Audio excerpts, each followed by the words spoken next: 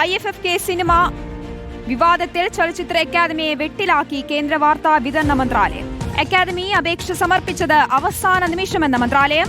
187 സിനിമകൾക്ക് ഇളവ് തേടി അപേക്ഷ ലഭിച്ചത് ഡിസംബർ 3-ന്. അപേക്ഷ വൈകിയതും സിനിമകളിൽ കൂടുതൽ വ്യക്തത ലഭിക്കാത്തതുകൊണ്ടുമാണ് ആദ്യം അനുമതി നിഷേധിച്ചെന്നാണ് വിശദീകരണം. എന്നാൽ എല്ലാ നടപടികളും ആദ്യഘട്ടത്തിൽ തന്നെ പൂർത്തിയാക്കിയിട്ടുണ്ടെന്ന നിലപാടിൽ ഉറച്ചു നിൽക്കുകയാണ് ചലച്ചിത്ര അക്കാദമി.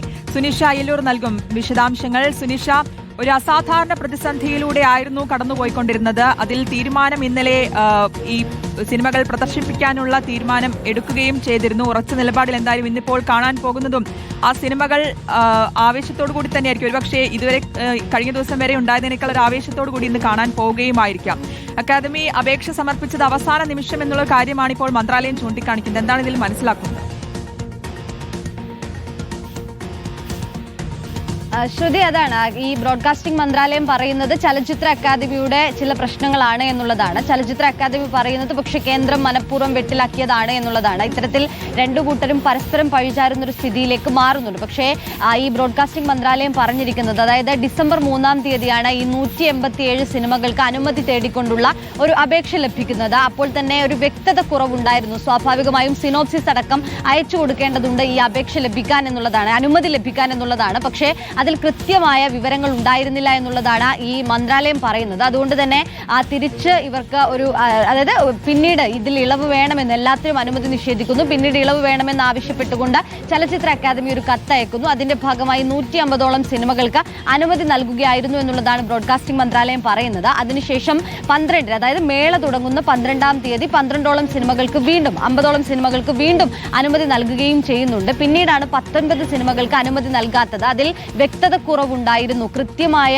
ഈ വിവരങ്ങൾ അതിൽ ഉണ്ടായിരുന്നില്ല ഈ സിനിമയുമായി ബന്ധപ്പെട്ടത് എന്നുള്ളതാണ് ബ്രോഡ്കാസ്റ്റിംഗ് മന്ത്രാലയം പറയുന്നത്. പക്ഷേ അതേസമയം തന്നെ ചലച്ചിത്ര അക്കാദമി പറയുന്നത് കൃത്യമായ വിവരങ്ങൾ നൽകിയിട്ടുണ്ട്. എല്ലാ വർഷവും ഏത് രീതിയിലാണോ നൽകാറുള്ളത് അതേ രീതിയിൽ തന്നെ ഈ വർഷവും നൽകിയിട്ടുണ്ട് എന്നുള്ളതാണ് ഇപ്പോൾ പറഞ്ഞിരിക്കുന്നത്. അതിന്റെ ഭാഗമായാണ് ഈ 187 സിനിമകൾക്കും അതിന്റെ വിവരങ്ങൾ അടങ്ങിയ കാര്യങ്ങളും നൽകിയത്. പക്ഷേ ഈ 19 സിനിമ മാത്രം എടുത്തു നോക്കുമ്പോൾ, കൃത്യമായി അതിന്റെ രാഷ്ട്രീയവും എല്ലാം പരിശോധിക്കുമ്പോൾ അത് കേന്ദ്രത്തിന് അനുകൂലമല്ലാത്തത് എന്ന് മനസ്സിലാക്കിയതിനു ശേഷമാണ്, അല്ലെങ്കിൽ അത്തരം രാഷ്ട്രീയ അജണ്ട വെച്ചുകൊണ്ടാണ് ഇത്തരമൊരു തീരുമാനത്തിലേക്ക്, ഇത് വിലക്കുന്ന തീരുമാനത്തിലേക്ക് എത്തിയത് എന്നുള്ളതാണ് ചലച്ചിത്ര അക്കാദമിയും ഒപ്പം തന്നെ സർക്കാരും പറയുന്നത്. അതിന്റെ ഭാഗമായി തന്നെയാണ് കഴിഞ്ഞ ദിവസം 4 സിനിമകൾക്ക് മാത്രം അനുമതി നൽകിയതിനു ശേഷം വീണ്ടും മറ്റെല്ലാ സിനിമകളും പ്രദർശിപ്പിക്കാനുള്ള ഒരു തീരുമാനത്തിലേക്ക് എത്തുന്നതും കഴിഞ്ഞ ദിവസം തന്നെ സിനിമകൾ പ്രദർശിപ്പിക്കുന്ന തരത്തിലേക്ക് കാര്യങ്ങൾ നീങ്ങുകയും ചെയ്തത്. ഏതായാലും ഇന്ന് 76 സിനിമകളാണ് ആകെ ഈ IFFK മേളയിൽ പ്രദർശിപ്പിക്കുന്നത്. അതിൽ 6 സിനിമകൾ കഴിഞ്ഞ ദിവസം കേന്ദ്രം വിലക്കിയ സിനിമകൾ ഉണ്ട് എന്നുള്ളതാണ്. ഈ once upon a time in Gaza അടക്കമുള്ള സിനിമകൾ, അത്